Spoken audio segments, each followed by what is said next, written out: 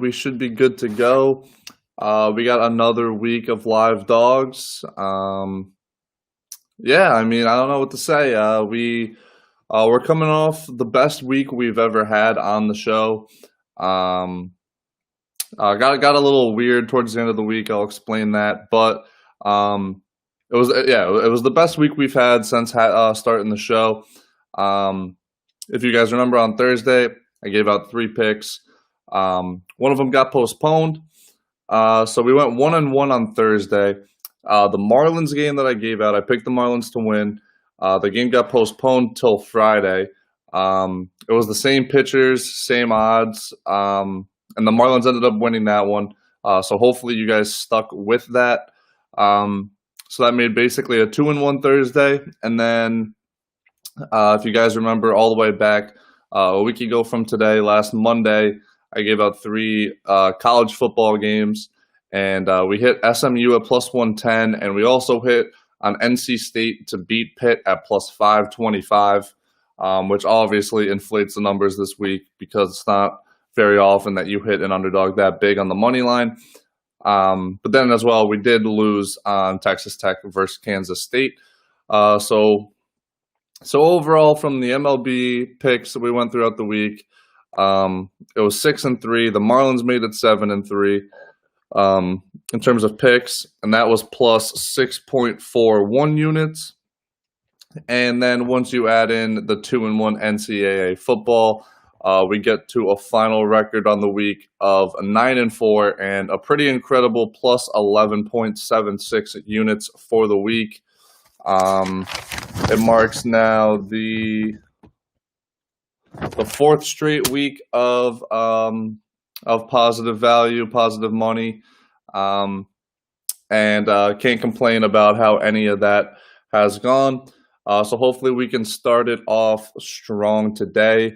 Although I will say, as has been the case and as will be the case as the playoffs progress, there will be less and less games to choose from, obviously. Obviously in the NBA, we're already in the finals, and days like today, it's an off day. You don't even have a chance to bet it. And then MLB, obviously we're reaching the second round, cutting off teams as we go. So there'll be less to choose from. That's actually part of the reason why this week I'm only going to have shows Monday, Tuesday, Wednesday. So I will not be on Thursday. It'll just be a 3-day week. And regardless, we can get straight into it.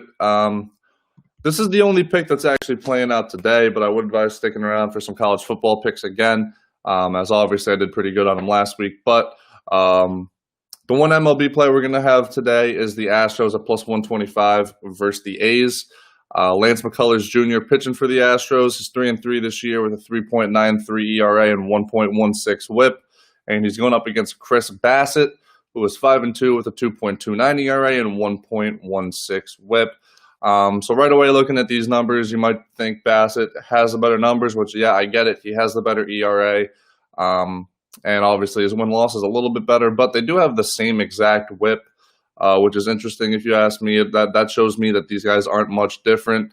Just McCullers happens to let up a couple more home runs maybe, but I'm not putting too much into it. Yes, you probably could say Bassett has the slightest of advantages here, but I mean, it's the playoffs. You're only going to get good pitchers going up against each other, and I don't think there's too big of a gap here.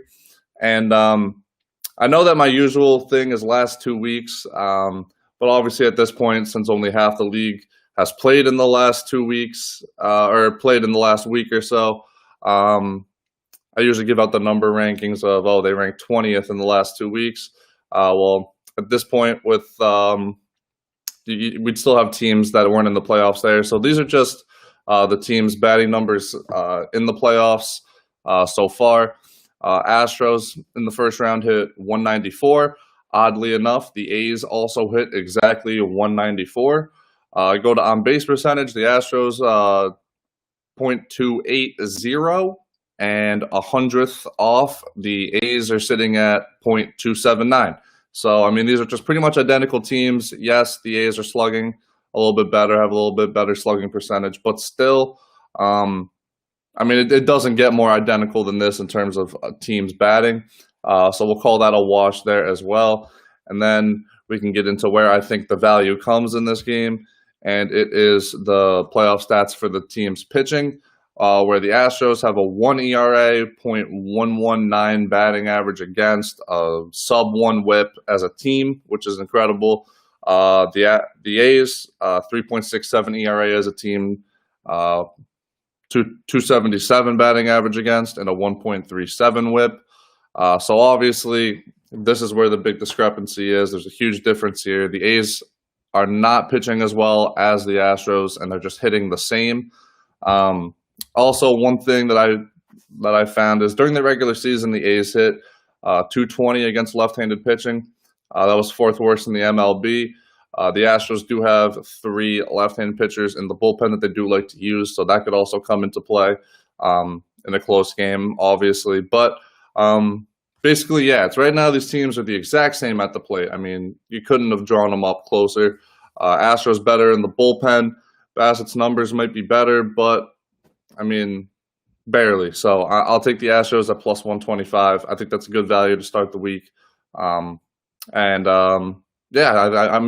think the Astros are going to end up winning the series. Maybe unfortunately for baseball fans, but in terms of betting, I think they provide some value. So Astros plus 125. That's the pick. And then since we don't really have anything else to choose from, as I do like the Yankees tonight, we'll do what we did last week, which is look ahead towards the college football slate, where I do like Texas plus 120 versus Oklahoma in the Red River Showdown. I feel like in those games anyway, in any Texas-Oklahoma game, you know it's going to be a high-scoring game. You know it's going to be a shootout. So in those games that you know are going to play out like that, or at least you think are going to play out like that, it's never a bad idea to take the underdog regardless. But also in this situation, I think there are a lot of reasons to like Texas over Oklahoma. I mean, right now, I think it's pretty safe to say, I mean, it depends on who you are. I think Texas is a better football team than Oklahoma right now. Oklahoma's lost 2 straight games against Kansas State and Iowa State. Texas, meanwhile, though, is also coming off a loss to TCU, and they did look bad against Texas Tech. They probably should have lost that game, but they showed some heart to make an incredible comeback in the last couple of minutes of there. But when you look at their numbers, Texas is scoring 51 points per game. Oklahoma only scoring 38 points per game. Texas's offense just looks better right now. Texas is allowing 31 points per game. Oklahoma allowing 25. So oddly enough, OU has a better defense right now in terms of points allowed anyway. But you can make your own judgment if you think it's actually a better defensive unit. But what I see in this game is I think Sam Ehlinger is a better quarterback than Spencer Rattler right now. Spencer Rattler has not impressed me at all. He's actually disappointed me. He does not live up to what he was made out to be. I think Keontae Ingram, Texas's running back, is better than Seth McGowan right now. And yeah, like I said, it should be a shootout. OU's defense, I mean, we've seen them get torn up on some big plays, even though it seems like they only allowed 25 points per game, but it seems like every one of those touchdowns is just a blown coverage or something like that. And let's face it, they haven't played really good teams yet, so numbers probably should look this way. But, I mean, like I said, Texas's defense isn't much better at all, so I just think Texas plus 120, great value. I think in a game like this, you can't go wrong with taking the underdog. So go with Texas at plus 120 in the Red River. And then we can move on to the final pick of the day, which is NC State plus 255 versus Virginia. And this is kind of just me rolling with NC State after what they did for me last week. Obviously, like I've mentioned a couple times now, plus 525 for NC State last week to beat Pitt. Which actually, it's like a double win for me because I love to see Pitt lose. But they hit at plus 525. I'm going to roll with them again at plus 255 this time. And this time against Virginia. You look at Virginia's schedule, they've so far beat Duke, who is 0-4. Then they lost to Clemson, and not a blowout, but not really a competitive game either. So they're probably where they should be this year, 1-1. NC State now has wins over Wake Forest and Pitt. They've lost to Virginia Tech. You can go watch the show last week. on Monday where I talk about NC State a little bit more in depth. I'm not going to repeat everything I said, but you can go watch that if you want the explanation. But like I said, Duke's 0-4, so UVA hasn't even beaten a team that has a win this season. So yeah, we're just going to take NC State at plus 255. Even if they don't win this one, we made over 5 units on NC State last week. I can't be mad if they don't hit on this one because they've already done enough really to make up for the season, depending on how much you really plan on betting NC State. But still, we're going to roll with them. They got the hot hand right now. So, yeah, NC State plus 255.